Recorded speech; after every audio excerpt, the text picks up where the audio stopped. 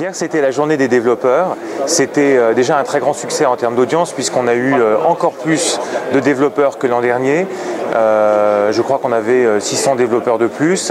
La plénière était archi pleine. La dernière session Coding for Fun, il y avait 1600 personnes pour 1000 places. Malheureusement, on n'a pas pu repousser les murs. Et puis, l'an dernier, on avait assisté au lancement de l'association Fiers d'être développeurs. Et là, on a vu que ça s'est encore développé, cette notion que le développeur en fait est au cœur du digital et au cœur en fait de la transformation de l'économie, parce que le développeur en fait n'est plus en bout de chaîne une personne à qui on donne des spécifications de produits à développer, mais finalement il participe vraiment en synergie avec le marketing et avec le business à l'évolution en fait des produits qu'il développe. Et d'ailleurs, il y a un parallèle intéressant à faire avec les IT pros qui de moins en moins en fait sont un petit peu en soute à gérer les machines, mais qui doivent être en contact avec le business pour je dirais, répondre quasiment en temps réel aux contraintes et aux demandes de l'entreprise. Si on voulait dire un peu plus sur ce qui a été dit hier aux développeurs, c'est que premièrement, aujourd'hui, on rentre dans un monde de multi-écrans, multi-appareils, et il faut penser le développement pour des appareils multiples, du téléphone au grand écran de la télévision en passant par le PC et la tablette, ce qui induit la nécessité de penser un développement où le code va pouvoir se synchroniser à travers le serveur ou le cloud, et ce qui induit également la nécessité de penser un développement avec un design, le design non pas en bout de course, tiens on va mettre un coup de peinture pour que ça soit joli, mais le design comme vraiment on pense en amont, que fonctionnellement on ne va pas chercher à justement faire des fonctionnalités, mais on va vouloir vraiment s'attacher à résoudre des problèmes d'usage. Et des problèmes d'usage, et c'était le troisième point, dans un contexte où la donnée croît de façon exponentielle, et donc on a besoin en fait de ce qu'on appelle le big data pour n'importe quelle application bientôt, pour finalement pouvoir s'adapter à l'usager en monitorant les interactions avec l'usager pour les comprendre et rétroagir sur le fonctionnement du logiciel. Hier, nous avons annoncé l'ouverture à Paris d'un lieu qui s'appelle Spark. Ce lieu Spark, en fait, c'est quelque chose qui manquait dans l'écosystème pour passer d'une idée en fait, à une entreprise ou simplement à un produit qui tourne. Et donc, vous savez qu'on a des programmes en fait, pour aider les étudiants à développer un premier projet. Imagine Cup, plus de 10 000 étudiants en France chaque année. Un programme d'aide aux startups, près de 1300 startups sont aidées en ce moment en France par ces programmes BISpark. Et entre les deux, il manquait un programme d'accélération.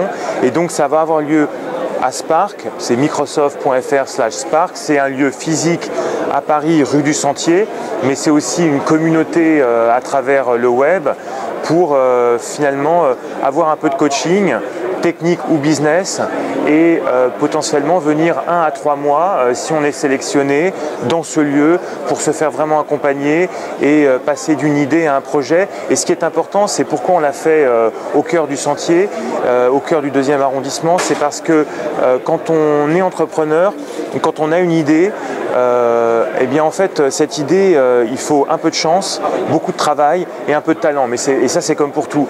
Et un petit peu de chance, c'est aussi des rencontres, et donc en fervent partisan de la théorie de l'émergence, on pense que les rencontres elles se font si on crée des interactions avec plein de possibles, plein de gens, et voilà, donc Spark ça sera aussi un endroit en fait de rencontre et pas seulement un endroit de travail. C'est pour ça qu'il est dans le Sentier, près de Silicon Sentier, au cœur de l'écosystème parisien, au cœur de Paris, capitale digitale, et voilà, c'est donc véritablement dans cet esprit-là. Alors il y a plein de liens en fait possibles entre le développeur et l'entrepreneur. En fait, c'est vraiment un lien polysémique.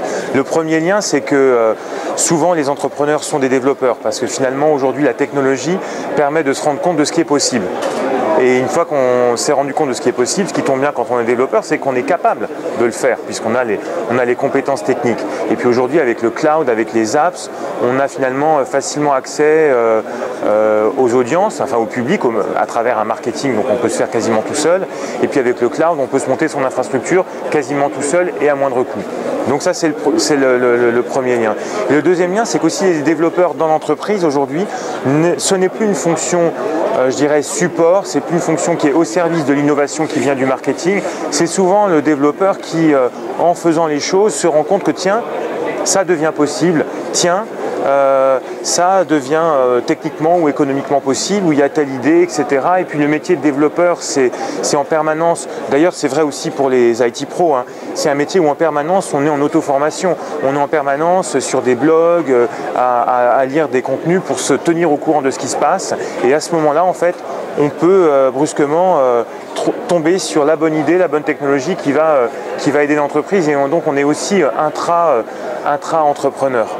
Une des choses importantes qui a changé aujourd'hui dans le monde de l'informatique et du développement, c'est bien sûr l'émergence de l'open source, et puis c'est aussi le fait qu'il y a plusieurs types d'OS. Il y a bien sûr les OS de Microsoft, Windows Phone, Windows 8, mais il y a également les OS, notamment il y a aussi Android sur la mobilité, il y a Linux, il y a iOS, etc. Et donc, on a fait un énorme effort, Microsoft, vers l'interopérabilité. Alors, on le voit pour les IT pros avec tous les outils de management qui permettent véritablement de gérer à la fois en gérant la sécurité, mais aussi en prenant en compte les appareils qui sont amenés par les gens dans l'entreprise ou qui sont achetés par l'entreprise. Et au niveau des développeurs, récemment, donc, on a annoncé que Visual Studio supportait Git, en fait, qui est un système de gestion des codes open source. On permet vraiment de faire des ponts et de gérer en fait du code qui est développé en Java. Sur Azure, on peut développer en PHP, on peut monter des versions Linux directement sur une infrastructure Azure.